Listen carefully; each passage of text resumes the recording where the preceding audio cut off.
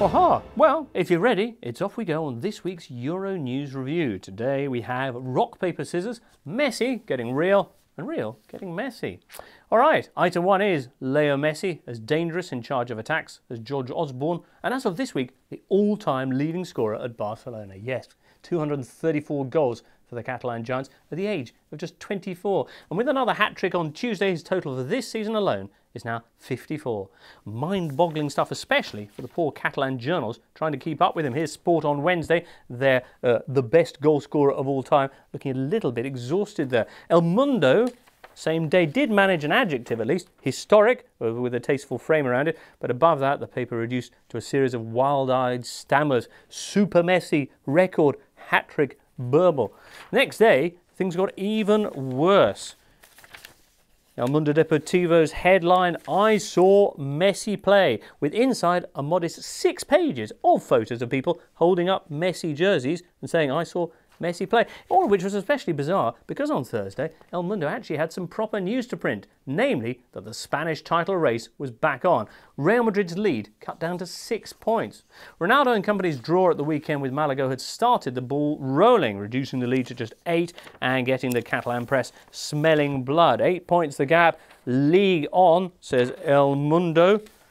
Sport, now Real Madrid are going to know what canguelo is, with a reference there to the Madrid term for jitters or yips. And indeed, Ronaldo and company's bums did prove squeaky on Wednesday. Real not only drawing their next game at Villarreal, but dissolving in the final minutes, in the words of El País, into a hysterical mess, earning themselves a whopping 5 red cards from the referee Paradas Romero, who certainly Romero'd on their paradas.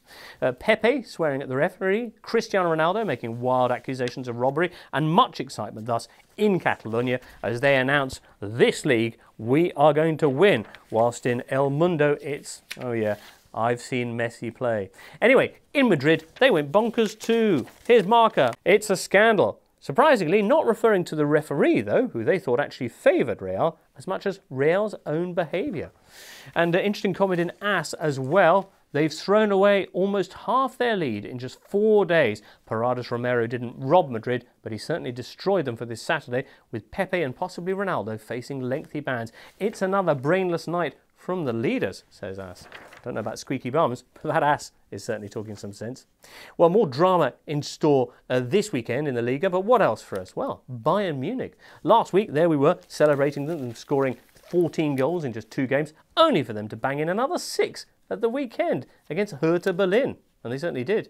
It put the Berliners in the drop zone and placed their manager Otto Rehagel's job in danger. The Otto Kingdom wobbles, says Bild. For Bayern, though, it makes it a Messi-esque 20 goals now in 3 games. And as Bild comments, the goal steamroller Bayern chases unbeaten Dortmund in another title race that's unexpectedly flared up again. Underneath, the paper asking the eternal question, is it unsporting to schnick, schnack, schnuck? Well, as long as Schnuck doesn't mind, why not?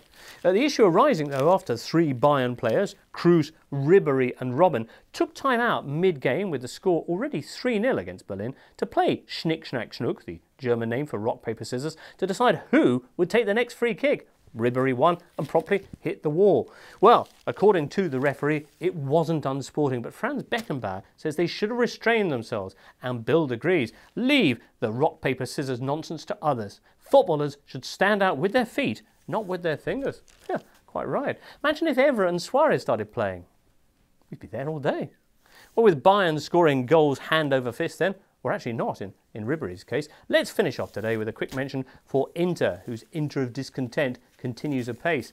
Sunday, they finally got their first point in 5 matches, thanks to the referee missing a penalty for their opponents Atalanta, in an afternoon, though, that also saw Diego Forlan refusing to come on and owner Massimo Moratti abandoning the game at half-time. Gazzetta dello Sport, Moratti can't bear it anymore. A bit like those poor girls on the cover of Bild, sadly.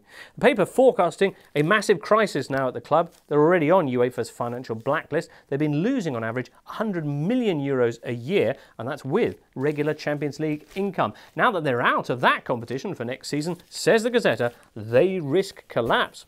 Hang on though, because hope may be at hand. According to rival paper Corriere dello Sport, their manager for next season is going to be none other than Athletic Bilbao's Manchester United beating genius Marcelo Bielsa. He will ride to the rescue, says the paper. Why? Well, as the Corriere points out, because Inter unsuccessfully tried to sign him in 2010 and 2011. Well, definitely say yes this time then.